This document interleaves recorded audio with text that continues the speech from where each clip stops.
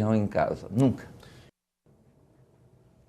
Vamos a um breve intervalo e voltaremos com os nossos entrevistados falando do movimento D68.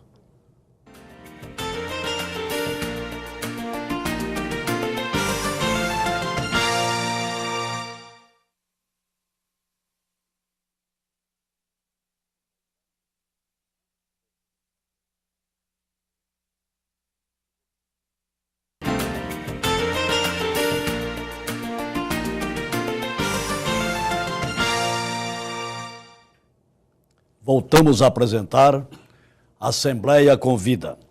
Hoje com os nossos convidados, Joaquim Miranda Sobrinho, que é diretor do Sindicato dos Derivados de Petróleo do Estado de São Paulo e foi metalúrgico nos anos de 68. E José Ibrahim, que também participou ativamente do movimento de 68 como presidente do Sindicato dos Metalúrgicos e presidente da comissão de fábrica da Cobrasma. Agradecemos já de antemão a presença de dois aí, dos dois, aqui em nosso programa. E gostaria, Ibrahim, que você também pudesse falar um pouco do que representou para você, como você viu a sua prisão, você que acabou indo para o exterior, foi exilado. Você falasse um pouco também desses momentos difíceis que você viveu. Correto. Eu, nos primeiros momentos da greve, eu não fui preso, eu caí na clandestinidade, eu fiquei clandestino um período, fui preso logo em seguida, mas já dentro da luta armada, porque nós chegamos à conclusão no período que não tinha mais diálogo, não tinha mais como, né, travar a luta de massa, a luta sindical, da forma como nós quisemos fazer lá no sindicato, que veio o AI-5, fechou o Congresso, fechou tudo, então um punhado de companheiros que viveram a experiência da greve de Osasco se ligaram aos grupos armados. Isso aconteceu comigo também, eu fui preso nessa situação, mas eles já estavam me perseguindo desde a época do sindicato, né? Foi um motivo a mais eu estar numa organização clandestina que pregava a luta armada. Eu fui preso, fui levado para o DOI-CODE, né? Ali na época era na Rua Tutóia, ali no quartel da PE, da Polícia do Exército. E você contou o fato do JC, quando eles me levaram para a sala de tortura, eles falaram, leia ali, né? Então tinha uma placa escrito, aqui não tem mamãe nem Jesus Cristo, entendeu? Você já sabia o que ia te esperar lá dentro, né? Então, foi um período muito difícil naquela época, praticamente ninguém escapava da tortura, né? Todo mundo passava por isso aí, porque era o método repressivo do Estado, certo? E eu sabia que eu não estava sozinho. Primeiro que eu confiava naquilo que nós fizemos, todo mundo fez consciente aquele movimento, né?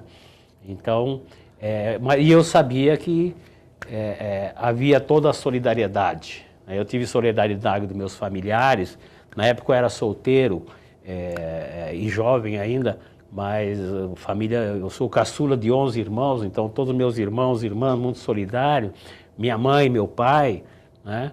E a solidariedade dos companheiros, dos amigos, né? Eu fiquei quase um ano preso e aí as pessoas sabiam os dias de visita, aí iam na casa da minha mãe e diziam assim, olha, leva isso para o Zé, né? Eu era conhecido lá como Zé, o Zezinho, leva isso para o Zezinho.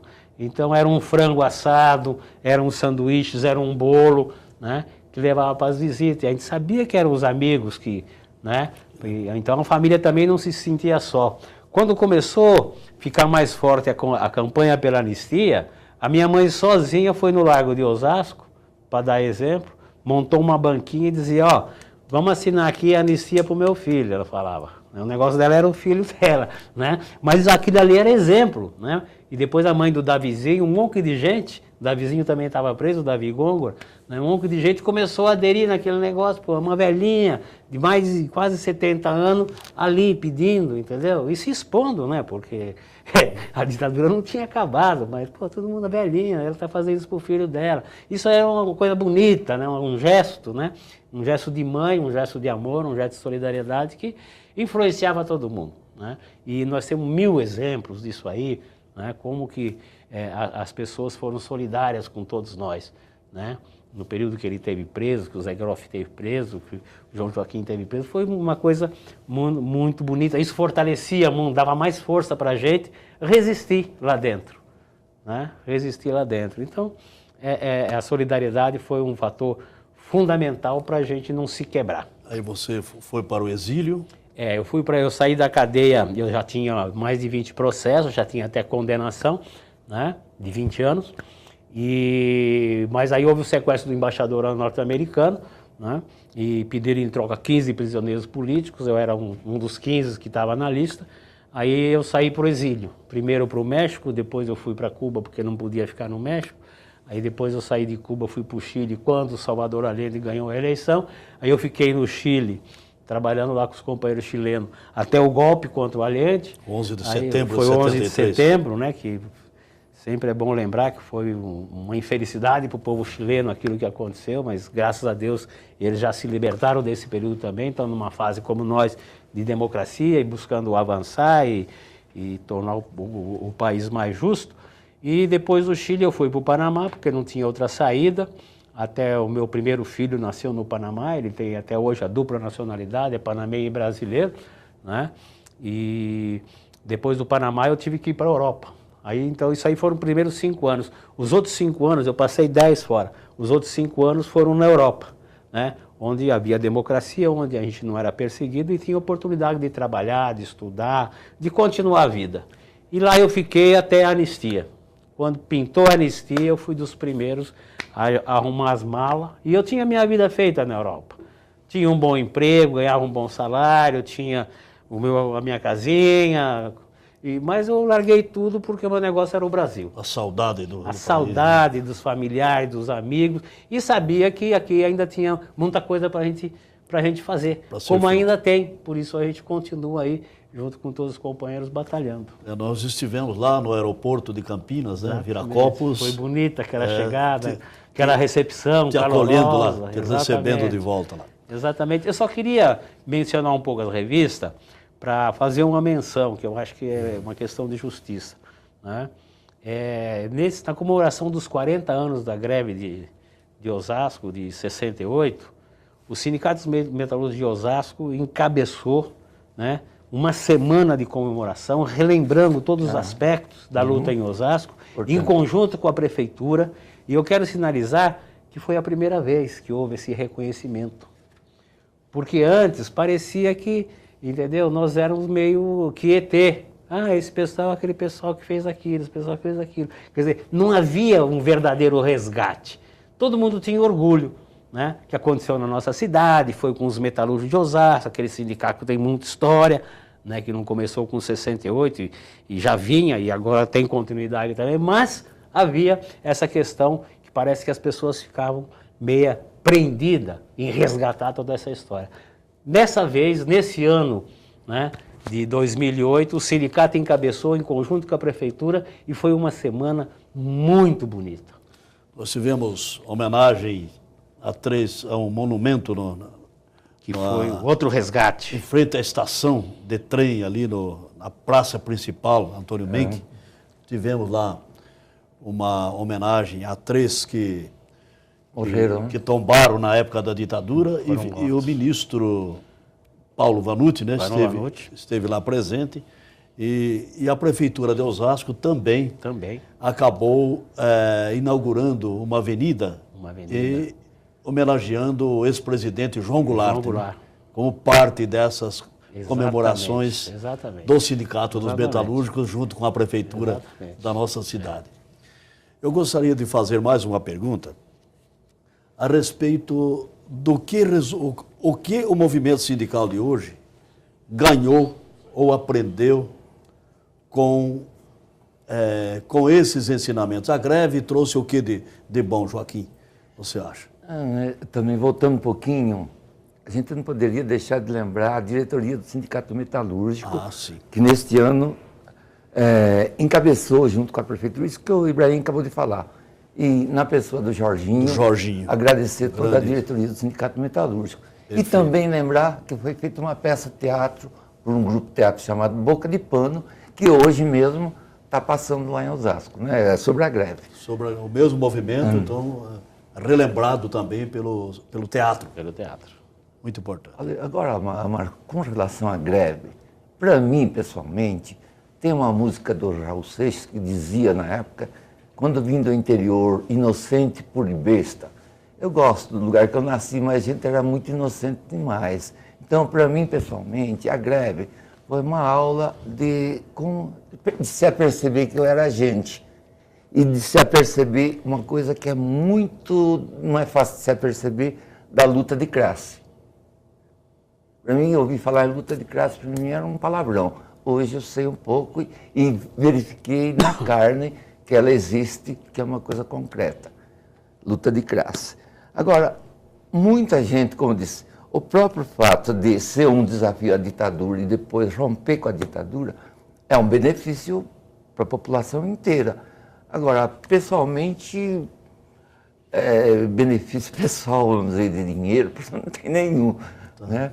É claro que não. Mas eu acho que o fato de eu se aperceber, e outras tantas milhares, centenas de pessoas, se aperceber que é gente, que é cidadão, que a gente faz a história, é uma coisa muito relevante. Muito relevante. Eu gostaria de voltar aqui com o Zé Ibrahim. Você falava das comissões de fábrica, você foi presidente de uma comissão de fábrica importante na época, em que ajudou a organizar a paralisação. Hoje as comissões de fábricas e comissões de trabalho, né, de várias empresas, não apenas fábricas, existem legalmente. Isso foi consequência do movimento de 68 ou você acha que não teve uma relação direta? Como que você analisa isso? Não, eu acho que tem, né? E analisando o movimento sindical como uma coisa que sempre tem continuidade. Eu sempre digo, olha, não haveria 68 em Osasco se não houvesse as grandes mobilizações dos anos 50, 53, 54, que precederam ao golpe de 64. Já havia uma experiência. Nós demos continuidade. Assim como não haveria 78, 79 no ABC, se não houvesse essa luta de resistência nossa no período da ditadura, né? Então é sempre uma continuidade. E ficam as lições, ficam as experiências, mesmo as mais amargas, servem de lição. Eu concordo com o Joaquim que a nossa participação nessa experiência toda de 68, houve um crescimento de todo mundo, todos nós crescemos. Do ponto de vista pessoal, do ponto de vista espiritual, e aquele negócio de resgatar os nossos direitos, entendeu? Nós não ficamos de braço cruzado, nós não nos ajoelhamos, nós fomos para o enfrentamento, fomos para o protesto, fomos para a briga, para a luta, né? Sabendo que era muito complicado, sabendo que teria consequências, como teve. Mas a gente sabia que nós tínhamos que fazer, era o nosso papel, era o nosso compromisso com os trabalhadores desde quando nós fomos eleitos, né, na direção do sindicato. Então, por isso valeu muito, né? E ficou a experiência. O que positivo foi, né, essa questão dos trabalhadores não aceitar uma política repressiva que atingia todo mundo e que levava a uma situação, né, de pioria da qualidade de vida de todos nós, inclusive ao desemprego, né? Havia muito desemprego no período também. Então, quer dizer, foi uma reação positiva que nós tivemos. Nós não ficamos na defensiva, nós mostramos uma ofensiva. Isso aí serviu de exemplo. Depois a experiência das comissões de fábrica, né? Que na verdade é a concepção que eu acho mais justa para o movimento sindical, que é fortalecer sempre a nossa capacidade de negociação. Para você ir para uma mesa de negociação e ser reconhecido, você tem que ter gente atrás, e gente organizada, você tem que ser representativo. Então, eu defendo sempre que os sindicatos têm que aprofundar a sua representação, né? E a sua representação se dá, né, à base da organização dentro das fábricas, porque é lá que acontecem as coisas, né? Essa questão do sindicato, como eu ainda conheço muitos, infelizmente, que ficam dentro do prego do sindicato, só fazendo panfletagem na porta de fábrica, esperando que o trabalhador vá lá, entendeu? Sempre vai, mas é uma minoria. A maioria, né, ainda não